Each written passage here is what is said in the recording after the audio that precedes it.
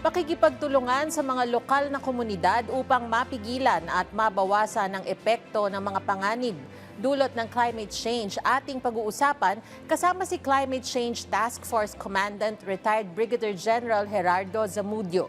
General Zamudio, magandang tanghali po at welcome po sa Bagong Pilipinas Ngayon.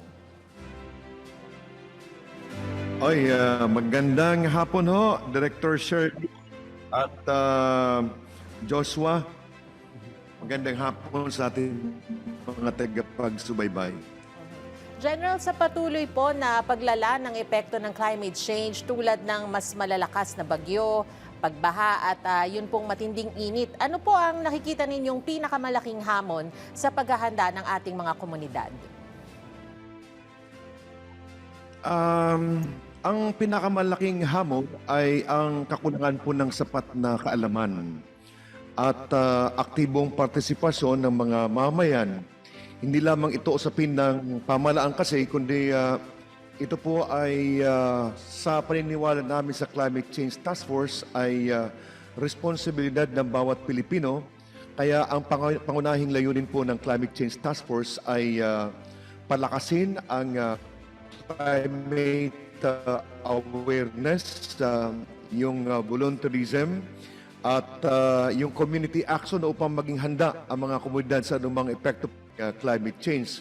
Kaya ngayon po ay sa mga munisipyo ngayon, meron na po kaming organization, meron na kaming regional director at na-organize na rin namin ang aming mga commands sa Climate Change Task Force. Ito po ay pagpapakita lamang na tagumpay ang ating kampanya sa pagbigay ng solusyon dito sa epekto o sa problema natin na mayroong kinalaman sa climate change. General, sa inyo pong karanasan, ano po yung mga maling pananaw o kakulangan sa kaalaman ng publiko tungkol sa climate change na kailangan pong maitama?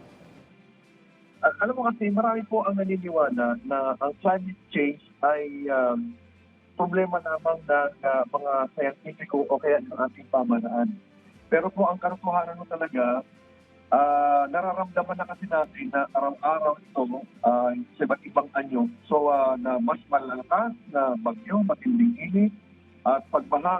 So kinakailangan natin maunawaan na ang bawat kilos natin po ay epekto ng kalikasan. Kaya dapat to ay magtulong-tulong tayo. Kaya ito yung dahilan kung bakit aming binuo ang ating Climate Change Task Force na ilagap natin yung kultura, yung struktura, disiplina ng ating mga kasundaluhan kasi sa itong gera laban sa napaka malupit na epekto ng climate change. So, yun ang aming pananaw tungkol sa bagay na yan.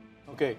Sa usapin naman po, General, ng papel ng mga lokal na pamahalaan, barangay officials at community leaders sa mga pagbuo po ng mas matatag na climate resilient communities, paano po nakatutulong ang community-based approach sa inyo pong pananaw? Kami ang pananaw namin dyan ay napakahalaga po ng papel dahil napakahalaga po ng papel ng LGU dahil sila po ang pinakamalapit sa ating po mga mamamayan. Ang mga LGU at barangay officials po ang nauna sa pagpapatupad po ng mga programang pangkalikasan tungkol mo sa disaster preparedness at climate adaptation. Kaya kayo po ay naniniwala na ang LGU ho ay at ang community leaders pag nagsama-sama ito ay malaking papel ang gagampanin ito sa climate action. Especially na ang lahat ng mga LGU ay required sila na mayroon silang katawag na Local Climate Change Action Plan na ang pagkakaintindi ko dito, base doon sa dokumento na basa ko, is every 3 years, dapat ito ay kumbaga kung ito ay nire-review ito, ina-update ito.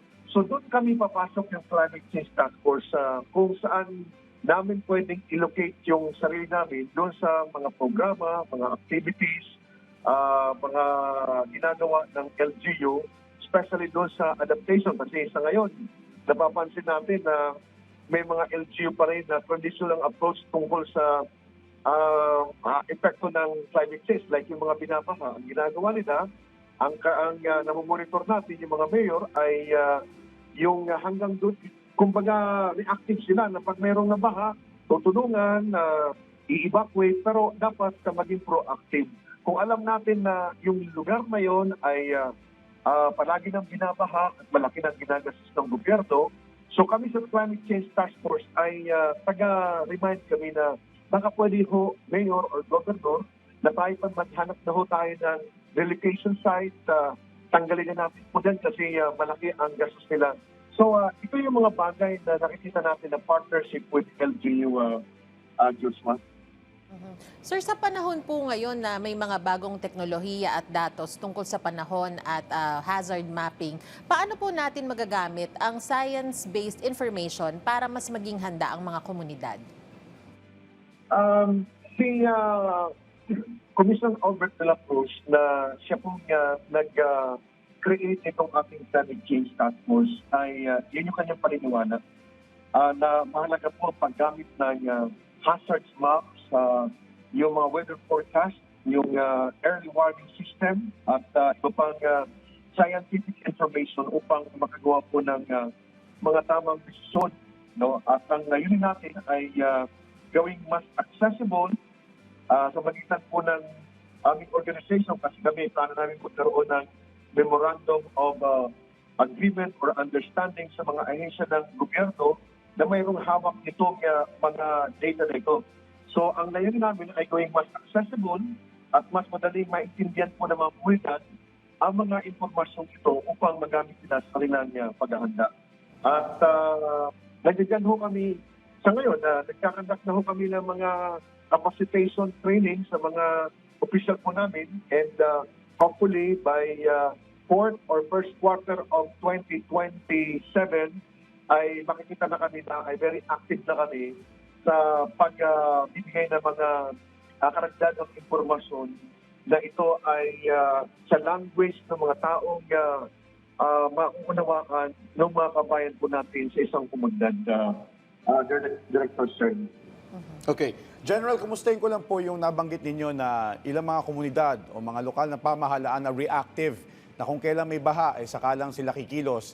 Kumusta po yung kanilang cooperation ngayon para maging proactive at mas matugunan yung mga pangangailangan ng mga komunidad na bago pa man dumating yung mga sakuna na dulot ng climate change?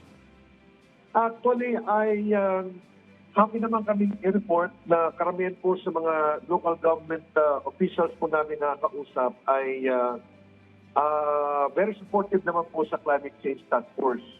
At ang tingin ko nga, ang kulang talaga dito ay yung kakulangan ng kaalaman. Maaring ang ilan sa mga nasa LGU ay hindi sapat yung kaalaman ng mga staff nila tungkol sa ganitong klaseng mga informasyon. Kaya ito yung programa ng Climate Change Task Force. We will work with the Climate Change Commission sa office po ni Commissioner Albert de la Cruz na kung paano pwedeng makapagsagawa kami ng isang seminar na ang mga attendees ay yung mga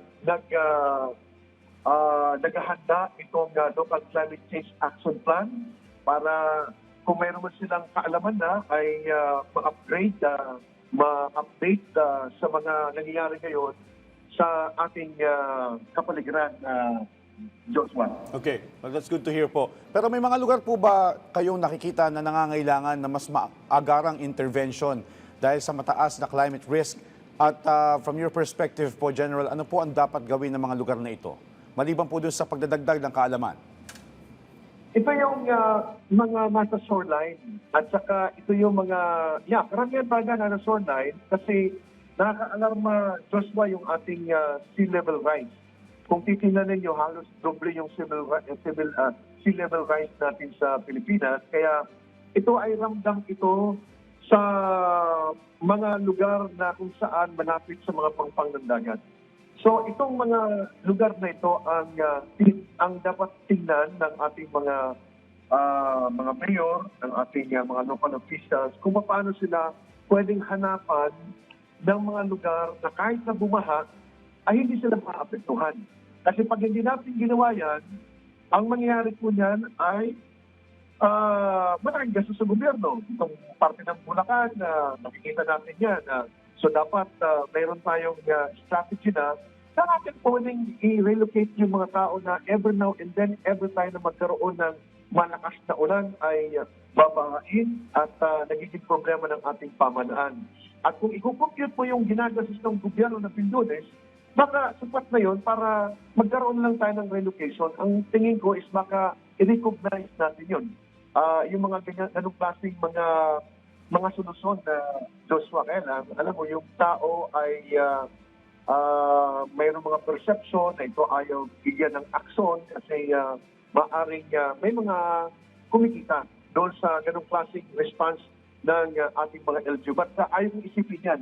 Gusto ko lang i-communicate na dahil nga sa hindi natin pagbibigay ng reaction, ng proactive na action, ito yung nabubuo na pananaw sa ating mga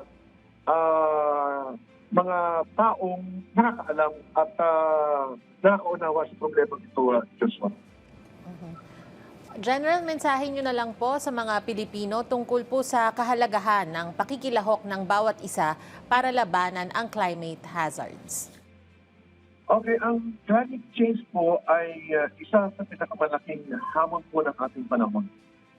Ngunit ito rin po ay pagkakataon upang magkaisa tayo bilang isang bansa. Kaya inaanyal po namin ang bawat Pilipino na maging bahagi po ng solusyon. Kung hindi man tayo maging membro ng Climate Change Task Force, ay maging bahagi po tayo ng ating ng solusyon. Sama-sama po nating pangalagaan po ang ating kalikasan upang maipamana po natin sa susunod na henerasyon ang isang mas ligtas, mas malinis at mas matatag na Pilipinas. Pero bago ako magpaalam ng Director Shirley and Joshua, kukunin ko ang pagkakataon na ito na ipaalam sa lahat ng mga opisyal po natin na tuloy ho ang ating command conference dito po sa Rizal Technological University sa 26 and 27, that is Friday, Saturday. Lahat ng ating mga commanders nandiyan po. Lahat ng ating mga regional directors ay nandiyan po. So magkita-kita tayo. Ito ay isang malaking advocacy na panindigan natin at ituloy-tuloy natin. Maraming salamat, Joshua and Director Shelby. Alright, maraming salamat po sa inyong oras. Climate Change Task Force Commandant Retired Brigadier General Gerardo Zamudio.